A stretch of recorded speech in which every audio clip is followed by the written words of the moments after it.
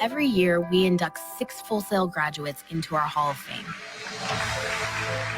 Wow, I feel the love. If any of you students reach this point, it's going to kind of hit you like a brick wall. And you're like, wow, how did I get here? Friends, families, and mentors come together to honor these extraordinary individuals as they reach this milestone. These are alumni who have graduated 10 or more years ago and have made noteworthy contributions to their industries. This is the coolest club of people I didn't even know I was working towards trying to get into.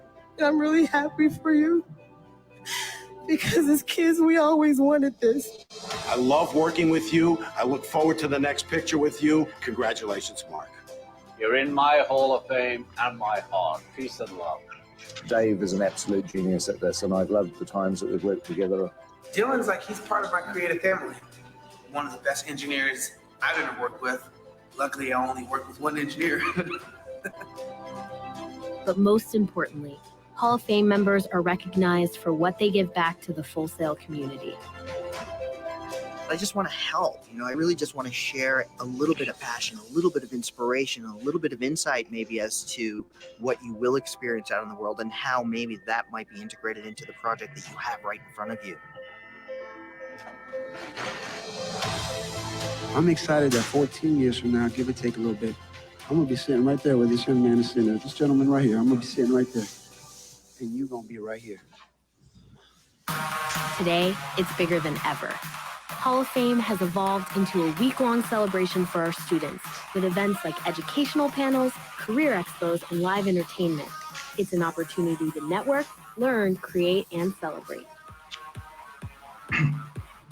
We do this not only to honor our graduates past, present, and future, but to inspire our current students and connect them with mentors who are shaping entertainment and pop culture for the world.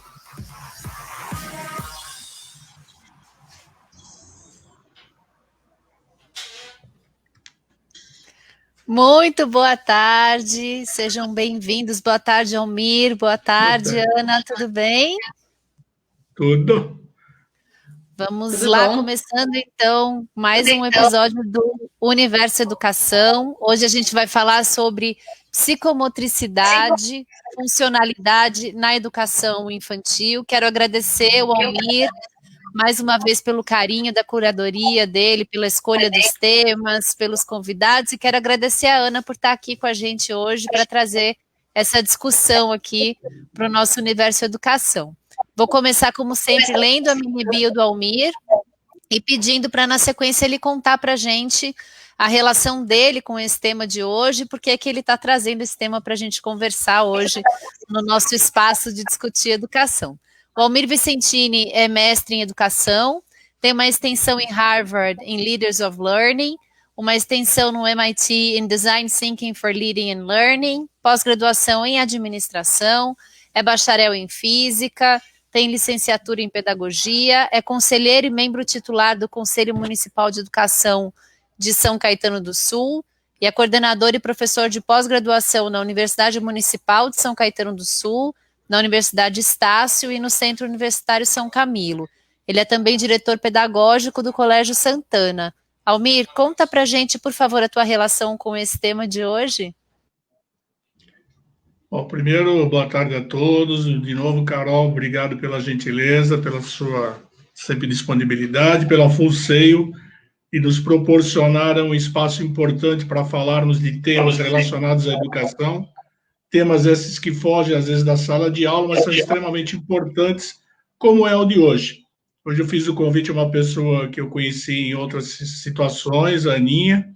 A Ana trabalha há muito tempo já com essa questão da psicomotricidade, e eu quis trazê-la para que nós pudéssemos entender um pouco melhor qual é o impacto de se trabalhar dentro das salas de aulas a psicomotricidade, o quanto é importante para o desenvolvimento das crianças.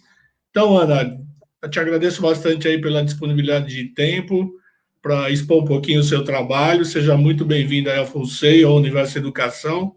Espero que a gente, nesta 1 hora, possa aí, pelo menos, trazer algumas noções do que a psicomotricidade pode fazer de bom e de melhor para os nossos alunos. Seja muito bem-vinda. Vou ler agora, então, a mini bio da Ana. A Ana Paula Marques Silva Bessa é educadora, formada em educação física, especialista em psicomotricidade e psicopedagoga. Ana, conta um pouquinho da sua jornada para a gente entender um pouco da tua relação com o nosso tema de psicomotricidade, por favor. Claro. Antes de tudo, eu queria agradecer o convite do Almir, da Carol, agradecer a Full Sail. É extremamente gratificante estar aqui contribuindo com um assunto que eu acredito muito e venho estudando desde que eu me formei. Então, quando eu formei lá em educação física, eu descobri a psicomotricidade na educação física e me apaixonei. Eu sempre fui muito ativa e muito do movimento. E eu descobri, a partir da psicomotricidade, que tinha um fundamento no brincar. A brincadeira, essa ludicidade, esse aprendizado, eles não eram apenas brincar, não eram qualquer coisa. E aí eu quis me aprofundar, fui fazer especialização em psicomotricidade, a pós-graduação. Fiz a pós-graduação, adorei e dava para trabalhar na área institucional, mas eu queria mais, aí eu fui para a parte clínica, fiz a especialização clínica em outra universidade. E assim, auxiliar o individual também era muito legal. Então, dava para trabalhar na instituição com um grupo, né, um todo, e lidando com essa parte da motricidade, né, desenvolvendo essa parte motora, e também no individual, na clínica, com específicos, com buracos ou janelas de aprendizados, né, específico da criança. Mas eu, Ana Paula, via muito essa relação com a aprendizagem, com a alfabetização, porque na psicomotricidade, o estudo é que a criança tem que se conhecer para conhecer o mundo, tem que desenvolver, aí a gente vai falar, né, depois um pouco mais específico das partes, né, do desenvolvimento, e que tinha que chegar mais maduro para essa alfabetização. Eu falei, eu vou estudar mais. Aí eu fui atrás da psicopedagogia para saber essa relação. E eu encontrei essa relação existe. A psicomotricidade, né, tão importante, ela dá para fazer desde o bebê até o idoso, mas essa fase do 0 aos 6 anos, que é da alfabetização, é o que me encanta e o que me apaixona. E eu realmente achei onde liga uma na outra, mas eu sou completamente apaixonada pela motricidade. Então, é aí que está o meu estudo, é aí que está o meu engajamento e o meu forte encanto por esse assunto. Então, toda essa parte do corpo, né, o desenvolvimento motor para alfabetização. Estou um pouco mais de 10 anos de formada nisso. Muito bom. Toninha, quero te perguntar primeiro assim, nós estamos falando de psicomotricidade, estamos falando um pouquinho do quanto que isso é impactante, mas assim, define para a gente, para quem nunca ouviu falar sobre isso, o que é psicomotricidade? Ela é para criança, para qualquer idade, onde que se trabalha isso, qual é o melhor momento? Como é que você definiria a psicomotricidade? Ótima pergunta, Almir, porque essa palavra psicomotricidade, ela é muito antiga. Esses estudos começaram lá com Dupré no início do século passado, então, assim, é muito antigo, mas é pouquíssimo conhecido. A palavra até, às vezes, faz um trava-língua, né? Então, ótima pergunta. Essa ciência, né, a psicomotricidade, é a ciência que estuda o ser humano em desenvolvimento com o todo, com o seu ambiente. Então, a gente, falando em linhas gerais e mais resumido para quem está aqui conseguir entender de uma forma mais simples, é o movimento através de um pensamento. Então, psicomotor não é um movimento qualquer, é um movimento a partir do que o ser humano, aí também está a sua pergunta, né, de com qual idade para ser trabalhado, a psicomotricidade dá para desenvolver desde bebês até a melhor idade ou terceira idade, dá para desenvolver em crianças, dá para desenvolver em adolescentes, a gente pode falar de educação psicomotora, reeducação psicomotora, então todo o desenvolvimento encaixa-se a psicomotricidade, e que ela tem uma linha, né?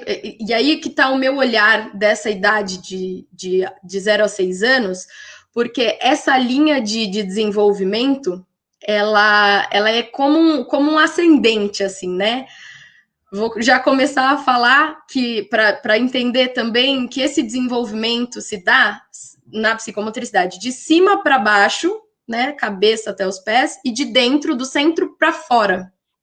Para ficar melhor, para entender, a gente pode pensar num bebê, que primeiro coordena e tonifica o pescocinho, depois senta, depois anda. Depois faz movimentos amplos e descoordenados até chegar na coordenação motora fina. Então, essa ordem é isso que eu sigo, e aí tem todo esse aprendizado até chegar na parte fina lá da alfabetização.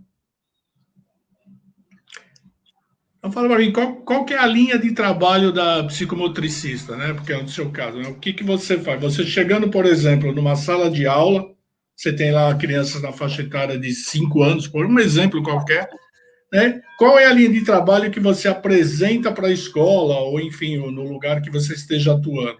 Né? O que você vai trabalhar? Né? O que se espera desse trabalho? Legal. Então, a psicomotricidade, ela tem duas frentes, né? A relacional, que tem mais a ver com a parte de terapias e neurociência, essa coisa mais individual, e tem a educação psicomotora, que é essa da sua pergunta, de como trabalhar isso na escola, que é o que eu trabalhei por muito tempo. Eu costumo dizer que eu trabalhei tudo em todo mundo. O que é esse tudo? Eu estudo e acredito muito num autor que chama Luria. Ele estudou essa metodologia, ela é discutida hoje e mais atual, mas assim, a base é de lá também, do início do século passado, do que ele estudou, do que ele percebeu. Como que é essa linha, o que eu trabalho com essas crianças? A de 5 anos, quando chega nos 5 anos, isso que eu vou falar, as 3 ou 4 primeiras coisas, elas já estão mais definidas, mais internalizadas. Mas pode ser que essa criança com 5 anos não está. O que eu observo no grupo é a individualidade. E mesmo no grupo, eu consigo trabalhar esse individual. Então, ou eu auxilio mais, ou eu auxilio menos, ou eu dou mais estímulo, ou eu dou menos estímulo. Mas o que eu trabalho no todo? Eu trabalho a tonicidade, o equilíbrio, noção de corpo, lateralidade, organização espacial ou organização espaço-temporal, coordenação motora ampla ou coordenação motora grossa e coordenação motora fina. Essas são as 7 habilidades psicomotoras que Luria estudou. Essas 7 ele divide em 3 blocos, tá? Mas esse é o desenvolvimento que eu falo para chegar. Então, com 5 anos, essa criança já tem a criança já nasce com um tônus, né? Cada ser humano já nasce com um tônus pré-definido, mas isso pode ser desenvolvido ao longo da vida dele ou dela, né, da criança. O equilíbrio nessa criança de 5 anos também pode ser trabalhado, mas a diferença que eu coloco para uma criança de 3 anos é a dificuldade.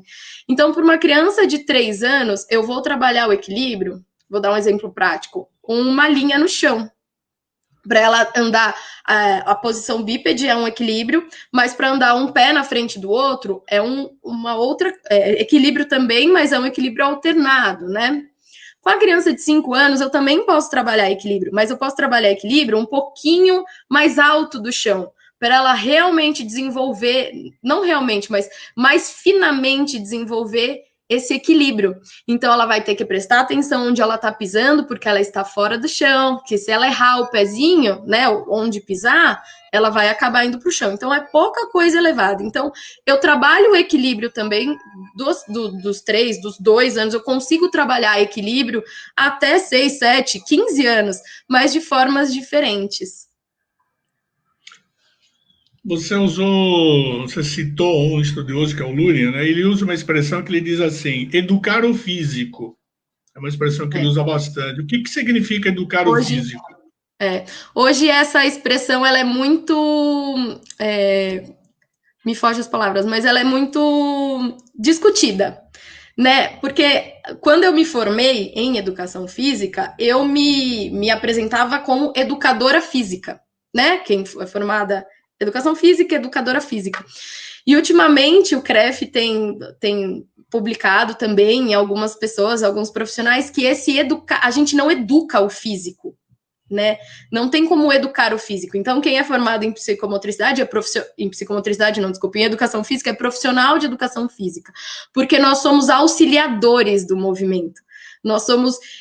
tem a questão do treinamento, né, do rendimento, que daí a gente tem que educar o movimento, mas não o físico. Então, eu, como psicomotricista, educadora, profissional de educação física e psicomotricista, eu agora, né, a gente reflete e aprende que realmente o físico não se educa, principalmente na psicomotricidade, que respeita muito a idade cronológica e neurológica da criança. Então, pegando o exemplo que você citou da criança de 5 anos, 2 crianças de 5 anos, pode ser 5 anos e 3 meses, 5 anos e 4 meses, né? Elas não são iguais, né? E também a gente tem que tomar cuidado com a frase cada criança tem seu tempo, porque tem os marcos de desenvolvimento que devem ser respeitados. Mas essa questão de educar o físico, eu também não... Agora, antes eu me intitulava isso, mas como o titular, né, como intitulação, mas agora eu reflito que a gente não educa o físico. Eu sou apenas uma mediadora de estimulação para essa criança. Eu falo criança porque é nessa idade que eu estou focado, meu estudo é focado nessa idade. Eu sou mediadora desse desenvolvimento dessa criança, desse processo. Você falou uma coisa que normalmente em conversas de almoço de domingo, quando você tem crianças, por exemplo, nenês que nascem muito próximos um do outro, enfim, existem essas comparações. Então, por exemplo, eu acabei de ser avô a questão de 8 meses atrás. Meu neto está com 8 meses, está começando a querer andar, quer dizer, ele está naquele processo ainda de engatinhar, de tentar se equilibrar, e aí vem as comparações, né? Então, por exemplo, a minha filha começou a andar com 1 ano, o meu com 1 ano e meio, o meu com, sei lá, com 9 meses. Hein? Essas comparações, então, não deveriam existir ou isso é normal? Quer dizer, cada um andar com 1 ano, andar com 1 ano e meio é indiferente.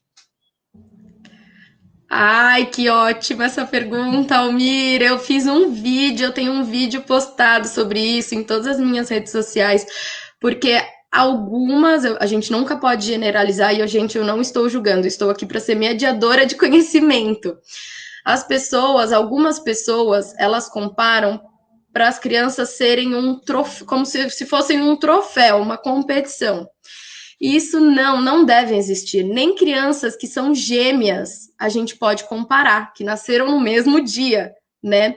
Mas a gente tem que tomar cuidado com a frase, cada criança tem seu tempo, porque que nem você comentou, se uma criança andar com 1 ano, tá tudo bem. E tá tudo bem porque estudiosos estudaram isso. Piaget, Vallon, o próprio Luria, Vitor da Fonseca, a gente tem um monte de autores que estudaram, alguns falam, eu vou dar algumas referências, mas assim, tem alguns meses de diferenças entre eles, mas assim, quando passa dessa janela de desenvolvimento, ou desse marco de desenvolvimento, isso deve ser observado.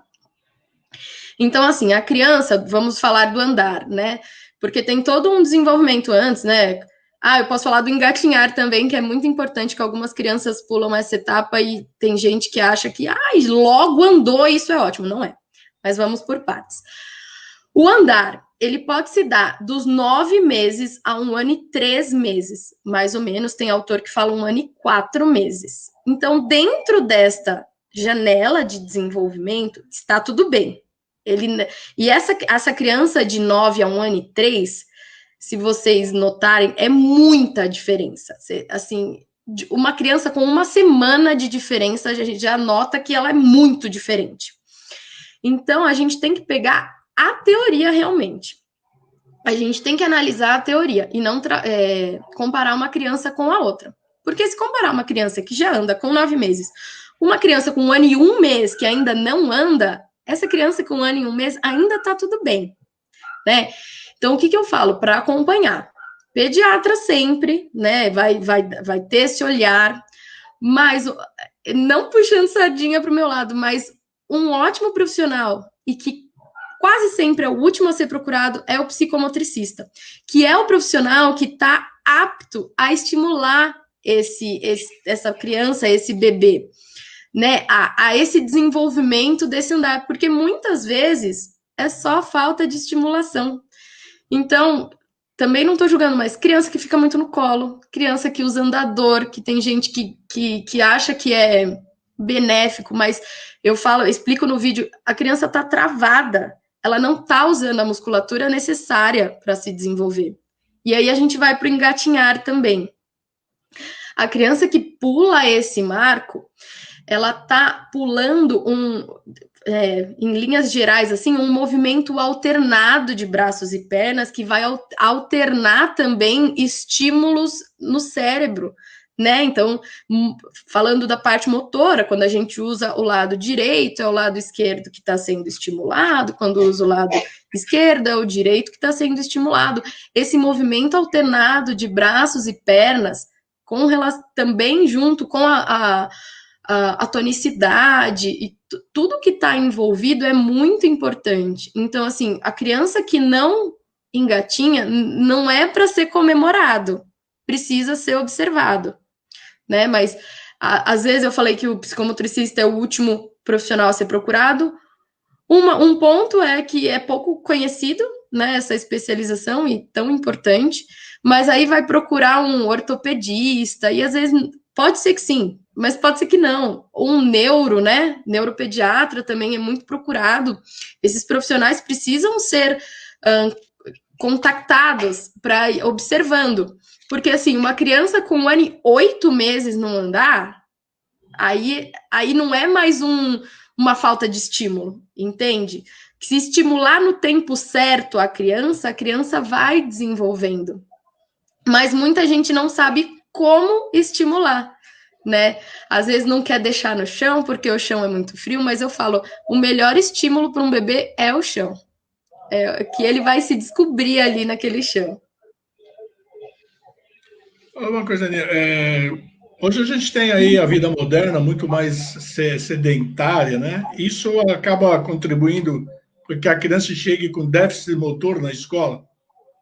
Isso atrapalha. Sim, Almir, muito. E eu estou muito preocupada com essa quarentena também, porque quem não é da área não está observando agora essa lacuna que essa vida em 4 paredes está causando, né? Então, é sim um problema desse sedentarismo e dessa nossa quarentena que estamos vivendo. É triste, eu tenho uma filha de 1 ano e 8 meses e ela está aqui dentro, eu não tiro ela daqui, mas eu tento suprir essa necessidade motora dela, porque isso vai ser notado quando voltar lá na escola e essa criança andar entre as carteiras e esbarrar, ou mesmo sentada, porque as carteiras estarão mais longe, né, porque isso pode durar mais do que esperamos, mas mesmo na sua própria carteira, ela não conseguir se organizar. O que é isso? O que o Lúria estudou e eu também desenvolvo, essa é a organização espacial. A criança, primeiro, precisa se entender num macro, para depois chegar no micro. Então, como essa criança está no micro, dentro de uma casa ou de um apartamento, com mobilidades reduzidas, né? Porque essa criança, ela ia para a escola, ela corria, ela era estimulada, tinha atividades, né, de motricidade, de educação física, de artes. Essa criança está fazendo tudo pela tela. Além dessa organização, né, ser afetada, tem também a questão da noção de corpo. Tá todo mundo se vendo, ó, assim. Daqui a pouco, a criança que faz o desenho da figura humana vai estar desenhando assim. Não tem mais barriga e pernas, porque é assim que a gente se vê. Eu tô dando aula online, né, para uma das escolas que eu trabalho, e eu não fico na cadeira, porque eles já ficam na cadeira se vendo assim, todo o resto, todas as outras, não sei, 3 horas que eles ficam. Então, assim, o quão importante, mesmo pela tela, sair desse projeto, né, desse retângulo, e dessa imagem, para também ter essa noção corporal desenvolvida. Porque essa imagem corporal, esse esquema corporal vai estar afetado. Porque é a partir do corpo que a criança vai se desenvolver. Então, quando falar assim para a criança, vamos na minha parte, chuta uma bola, ou né, calça um tênis, aonde vai estar o pé dela?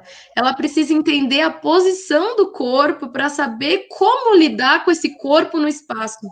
Então, sim, a minha visão é que, infelizmente, algumas crianças estarão comprometidas e terão diagnósticos de transtornos de aprendizagem que não são transtornos de aprendizagem, são apenas falta de estímulos.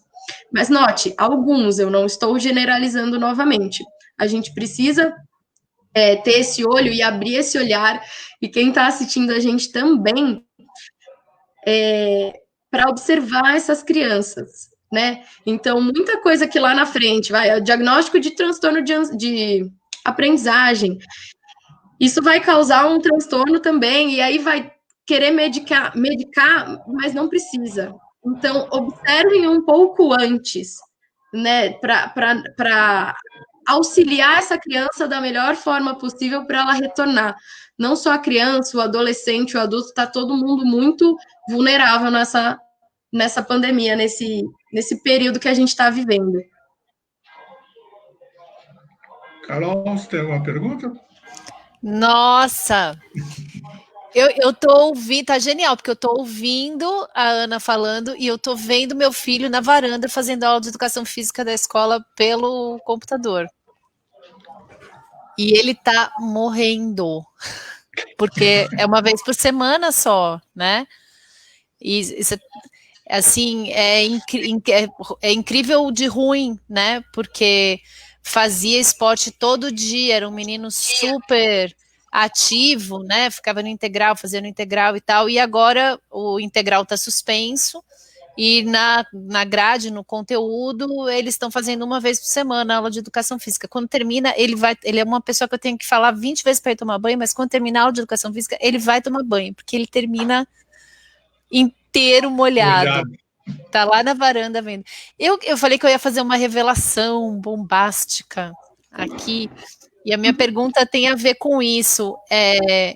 Eu tô achando sensacional essa conversa, de verdade, é a primeira vez que eu escuto um profissional falando do que é trabalhado, e a minha lembrança, acho que mais pura disso, da coisa da psicomotricidade, do trabalhar o controle, né, dos movimentos e tal, não é minha, é do meu filho, quando ele foi para o berçário, em que tinha a profissional lá que fazia os exercícios com ele, e ajudava a aprender a engatinhar, aprender a andar e tal, e eu percebi a importância disso nele.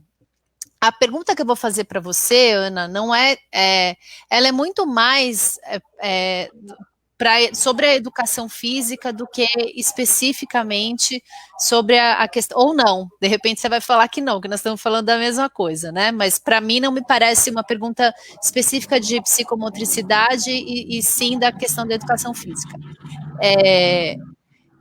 Eu fui uma pessoa que odiei educação física a minha vida inteira. Assim, eu ia bem em todas as matérias, eu tirava 10 em todas as matérias, eu peguei recuperação de educação física, porque não só eu não gostava, como eu achava errado eu ter que fazer, porque era uma coisa que mexia com o meu corpo e que eu não queria fazer, eu não queria jogar. Eu quebrei várias vezes o braço, talvez tenha alguma coisa a ver com isso, quebrei braço, quebrei mão, quebrei perna, quebrei pé, vivia engessada, o tempo todo eu estava engessada, e várias dessas quebradeiras comigo aconteceram durante aulas de educação física, de repente até porque talvez eu não queria fazer, e aí não estava prestando muita atenção, mas eu sou imã de bola, né? Se eu estiver atravessando a rua 2 quilômetros, a bola vem em mim, eu atraio. É um imã. Eu sou, todo mundo falava, deixa a Carol ali, porque aí a bola não pega em ninguém, que vai tudo nela. É que nem mosquito, eles também gostam de mim. E assim, eu tô rindo, mas era um negócio que eu odiava. vai ter aula de química, física, beleza, educação física. Eu falava, ai meu Deus do céu, eu tenho que ir para esse negócio. E daí teve uma época da minha vida que eu me rebelei, eu falei, eu não vou fazer, não é certo, o corpo é meu, eu não quero correr, eu vou ficar suada para entrar na outra, eu não quero, não gosto, e eu peguei uma birra. E eu não fazia, e teve um professor que falou, olha, eu não posso te obrigar, mas eu posso te deixar de recuperação. Eu falei, me deixa. Eu posso fazer um trabalho escrito? Ele riu, ele falou, pode, eu deixo você fazer um trabalho sobre as Olimpíadas. Eu fiz um trabalho escrito sobre as Olimpíadas e entreguei, mas assim, foi uma coisa que foi muito ruim, porque foi minha vida inteira da escola, foi o dia que tinha educação física era o dia que eu não queria ir para a escola, que eu não gostava, que eu me sentia obrigada a fazer um negócio que não era para mim. E daí a minha pergunta vem, eu me formei no ensino médio com, sei lá, 17 anos, e aí fui fazer faculdade, na faculdade também tinha que fazer, né? No primeiro ano tinha os 2 semestres obrigatórios de educação física, e eu também não fiz, e daí com, sei lá, 26, 27 anos, eu fui para uma academia, falei, primeira vez, eu nadava e tal, mas nunca tinha feito um esporte assim. E dessa época até hoje, eu tô com 44, eu não fico sem treinar. Eu treino todo dia, é parte do que eu sou. Mas eu perdi 25 anos da minha vida odiando e não tendo a oportunidade de descobrir o quão importante isso é na vida de uma pessoa. E muito, na minha visão, né, muito por conta da forma como isso me foi apresentado na escola, em que eu era obrigada, eu tive que fazer a história da perna que eu quebrei na escola, no integral tem muito esporte, né? Na escola, no integral, as meninas tinham que fazer ginástica olímpica e os meninos tinham que fazer judô. Eu tô falando de outro século, né, que eu sou velha. E daí, imagina, eu não gosto de ficar de ponta cabeça. Então, eu não queria fazer ginástica olímpica de jeito nenhum. E daí eu briguei, e eu fui a única menina que fez judô. Na primeira aula, o menino me jogou, caiu em cima de mim, eu quebrei a perna, e daí eu precisei fazer mais. Mas eu gostava do judô, eu gostava de judô, eu gostava de basquete, mas eu não gostava de correr, eu não gostava queimada, eu odiava, eu tomava um monte de bolada na cara. E isso me prejudicou, de verdade, eu acho que hoje... as 3 coisas que eu mais gosto de fazer assim no meu dia, todo dia, trabalhar, meditar e fazer algum esporte para mim, que eu gosto de fazer academia, eu gosto de fazer pilates. Pilates é uma coisa que a minha vida inteira, depois que eu descobri o pilates, eu não parei de fazer, mas essa oportunidade demorou muitos anos para chegar até mim, por conta do formato que a escola me apresentou, né?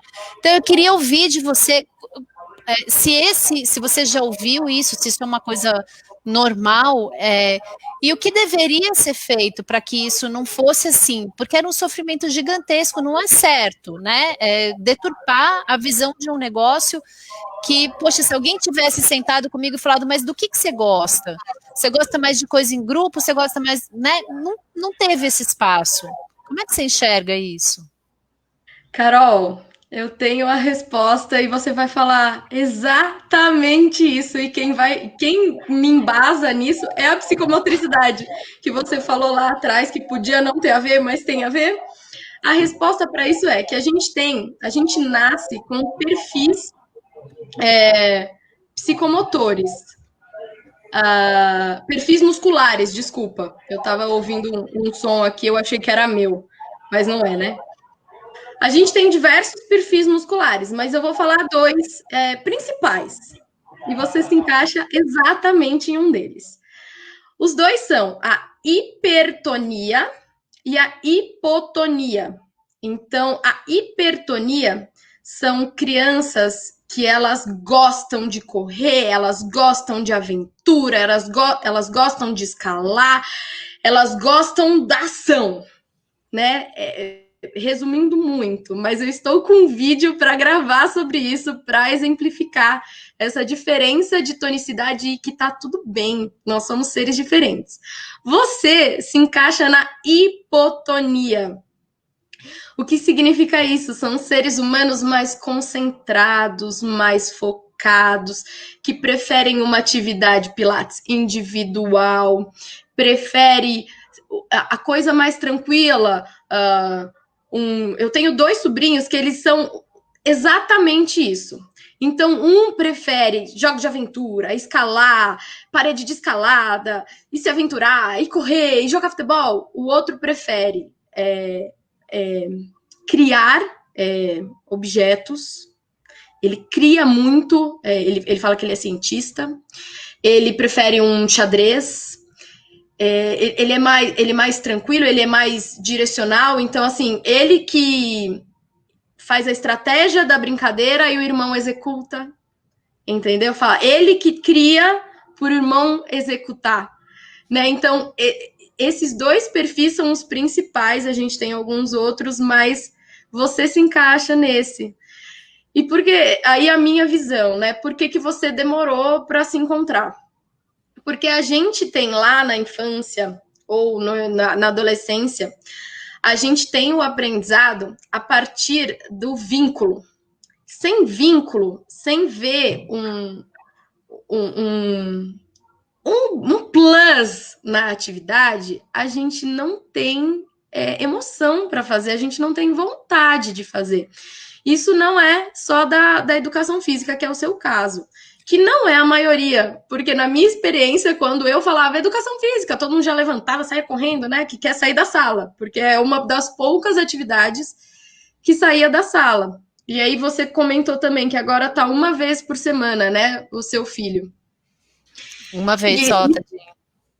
Então, isso é uma perda no meu olhar. Eu sei que tem muita coisa para fazer, né, de apostila, de aprendizado, tem outras matérias, mas, assim, precisava ser mais vezes na semana. Porque um corpo ativo é um cérebro mais ativo, é uma criança mais concentrada. Então, nota-se nós, adultos, se a gente passa muito tempo sentado em frente à tela, com reuniões, com aulas, seja o que for, quando levanta, a perna dói, a coluna, a postura não tá mais, a gente não consegue mais se manter muito ereto. Então, essa ativação desse corpo, numa palestra, Almir pode falar muito, numa palestra de 3 horas, adultos, seres humanos, não aguentam ficar 3 horas. Perdem o foco, perdem a atenção, começa a dar sono, esse corpo precisa estar ativo. E para estar ativo, ele precisa de um break, precisa levantar, precisa espreguiçar, precisa alongar. É físico isso, né? Então, demorou muito para você achar esse prazer na atividade, porque com 25 anos você é um adulto e você faz escolhas. O que podia o professor ter observado lá na sua infância? É esse seu perfil mesmo, esse seu perfil muscular, que é um perfil de uma criança, de um adolescente mais concentrado, que prefere atividades mais focadas, mais individualizadas. Então, por isso que hoje a gente tem a BNCC, que eu já tinha aprendido e ensinava isso nas minhas aulas, que não é só o esporte, não é só correr, a educação física não é só isso. E o que eu falo que na escola eu trabalhava tudo com todo mundo. A BNCC está aí para a gente se embasar, mas no ensino médio tem que trabalhar a ginástica, tem que trabalhar a luta. Tem luta, se eu não me engano, é no 8º ano. Agora a BNCC tá enorme, mas 8º e 9º ano eu acho que tem judô e jiu-jitsu, porque o corpo precisa passar por essas experiências, desde o bebê. Então não tem um movimento errado, ou um esporte errado, ou o correr está errado. Não está errado. A gente precisa passar por essas experiências. Mais uma vez, o bebê. Minha filha, ela começou a engatinhar com um joelho no chão e um pé no chão, como se fosse para levantar. Eu também tenho vídeo disso, mas esse não era um engatinhar harmônico. E se ela só passasse, né, como ela só passou por esse movimento, agora ela engatinha com os 2 joelhos no chão, caso ela queira engatinhar, né, passar por baixo de alguma coisa. Então tá tudo bem, porque ela passou por esse movimento, ela experienciou e passou. Então você passar por essa experiência também, eu corri, mas eu não me senti bem, e não é isso que eu quero. E não era questão do suar, porque hoje você soa na academia e tá tudo bem. né? Hoje você soa no Pilates e tá tudo bem. Então, o que que era? Era atividade muito, muito ativa, né? Muito extrema para você, que isso não se encaixava no seu perfil muscular. E as escolas hoje conseguem permitir isso, Ana? Existe, porque para mim sempre ficou muito assim, o professor agora é hora de vôlei, esse semestre é vôlei. Você não gosta, problema seu, você tem que jogar vôlei. Existe essa flexibilização ou é aquela matéria daquele semestre você tem que aprender? Meu olhar, meu único olhar, Ana Paula Marques Silva Bessa, tá, gente? É o meu olhar. Existem profissionais e profissionais, né, em qualquer área. Professores, médicos, advogados, qualquer área, né, a gente não tá engessado. Eu falei da BNCC que nos norteia. Eu, nas minhas aulas, eu sou muito flexível, né, flexível no caso de olhar individual, né, eu trabalhei a vida com a educação infantil, que é a minha paixão. Hoje eu trabalho até Fundamental 2, que é um outro desafio, um outro olhar. Mas aí a gente já conversa, né, com Fundamental 2, para adolescentes e adolescentes, a gente já começa a conversar e começa a dialogar, né? Então, eu tenho alunos que não querem fazer, alunos e alunas, né, que aquela atividade não é o que encanta, o que dá prazer. Mas, assim, aí eu posso chamar para ser, não sei, numa atividade que você citou, o vôlei. A gente precisa ensinar o vôlei, né? Os movimentos. É legal passar por essa experimentação, né? De cada modalidade, de cada luta, de cada... Então, não é uma coisa exaustiva. Eu, Ana Paula, eu não faço uma coisa ser exaustiva. Então, eu não trabalho um mês, mesmo que for uma vez na semana, todo dia a manchete do vôlei.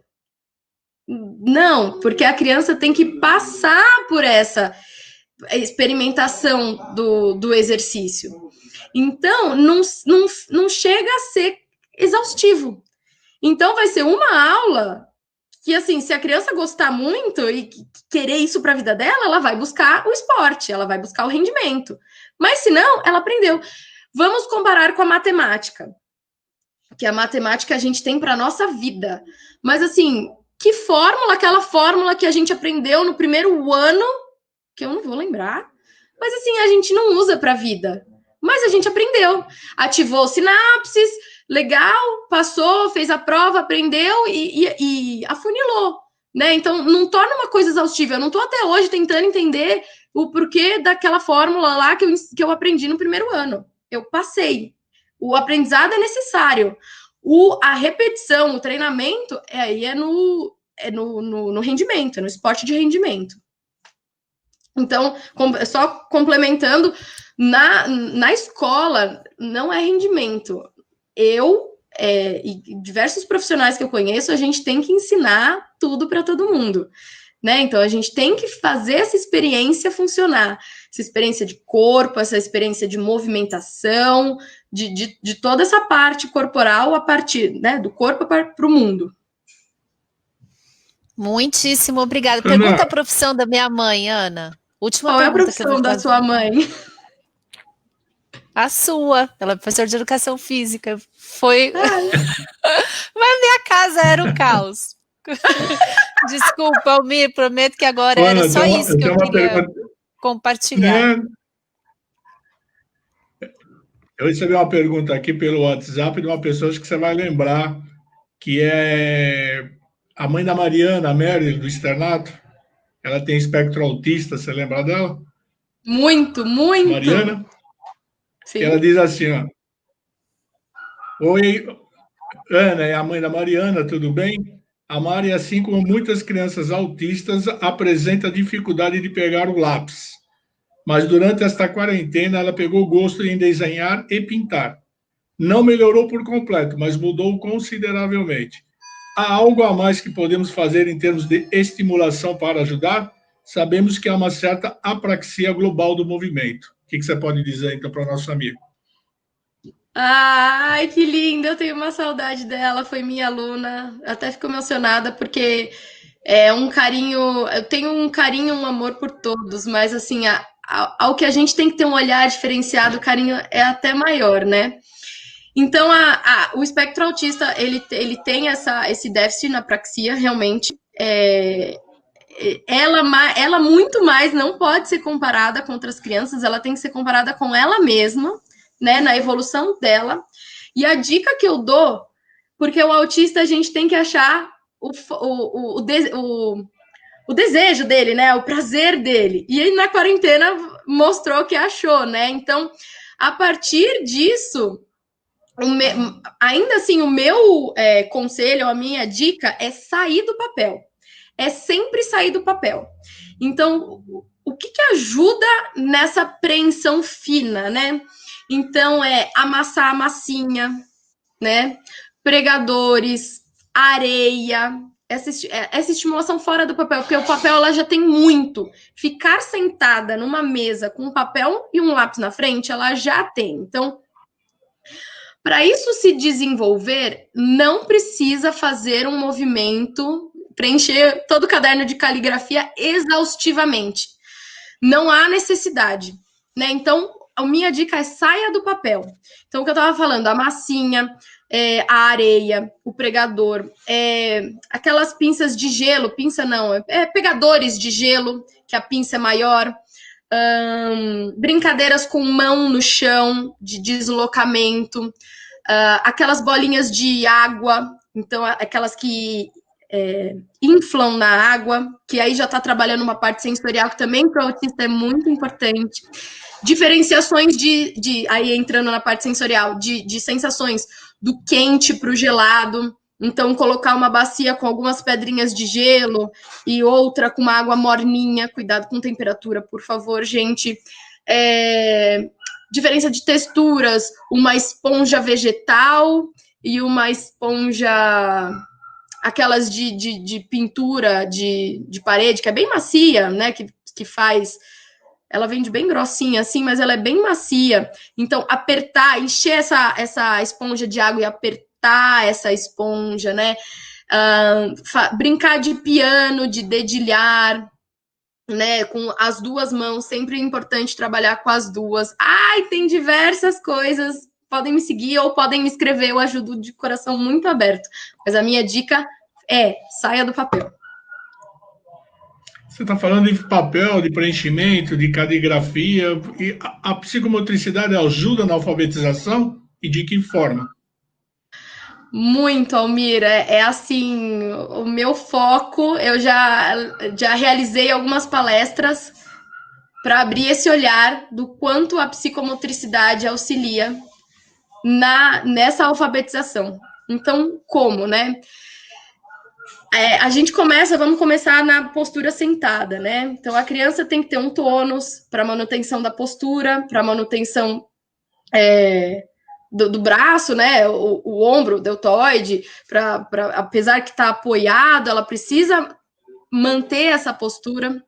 Ela precisa passar pela equilibração, pela experimentação desse equilíbrio, né? Tanto bípede, né? Dos dois pés no chão, quanto a quadrupedia, que é mãos, pés e joelhos no chão, esse deslocamento alternado.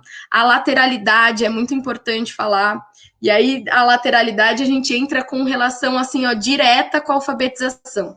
Porque a lateralidade não é desenvolver só o lado dominante, é desenvolver os dois. É tudo que tem dois no nosso corpo: olhos, ouvidos, mãos, braços, pernas e pés, né? Então, assim, eu ter definido isso. A gente tem um lado dominante, um lado recessivo. Então, uma mão escreve, a outra segura a folha, porque senão a folha sai andando, né? Sai escrevendo junto. Mas por que é importante o desenvolvimento dessa lateralidade fora do papel? Num circuito ou numa atividade reta, direcionada, por que é importante eu trabalhar direita e esquerda? Porque na alfabetização, ele vai ter que saber que a bolinha do B, né, numa letra bastão, eu estou falando agora, a bolinha do B é para a direita e a bolinha do Q é para a esquerda. Estão me acompanhando? Ele vai ter que entender também o porquê que o 3 é para a direita, para a esquerda. E por que o E é ao contrário. Ele tem que saber essa lateralidade. É que eu tô me olhando espelhada, eu tô me confundindo, porque eu sou espelho e tô me olhando espelhada, esse direita e esquerda tá dando tilt aqui. A lateralidade. Ele tem que saber também as noções a partir do corpo dele no meio ambiente. Então, assim, passar embaixo de obstáculos ou dentro de obstáculos é muito importante. Corpo no espaço e em movimento. Por quê? Ele vai ter que saber que a perninha do P é para baixo. E a voltinha do L é para cima. Então, é importante o corpo passar embaixo, passar em cima. O porquê é importante passar dentro de um túnel, dentro de uma barraca, né? Então, tá dentro. Porque a criança vai ter que entender por que o tracinho do O passa por dentro da bolinha. Esses conceitos de dentro, fora, em cima, embaixo, na psicomotricidade é aprendida no corpo. A criança vê, entende e internaliza porque ela faz. Então tem uma frase do Confúcio que eu amo, que assim resume demais isso, que é quando a gente vê, a gente entende. Eu vi e entendi. Eu fiz e aprendi. Mas quando a coisa parte na prática, quando a criança se torna presente nessa prática, ela internaliza muito mais. É muito mais forte essa aprendizagem. Então, assim, para ela entender essa caligrafia dos tracinhos, do limite, o limite da linha, o porquê passar do limite, porque quando ela tá passando num zigue-zague, sabe, quando faz assim, ó, entre os cones, ou tem uma linha, né, que, ó, não pode passar para lá, o seu exercício é para cá, mas dentro da ludicidade a gente cria uma história, que aquela linha é um rio, e se cair no rio vai molhar, e o jacaré vai pegar. Ela tem um limite físico e corporal. Quando ela chega no micro, que é a folha, o lápis,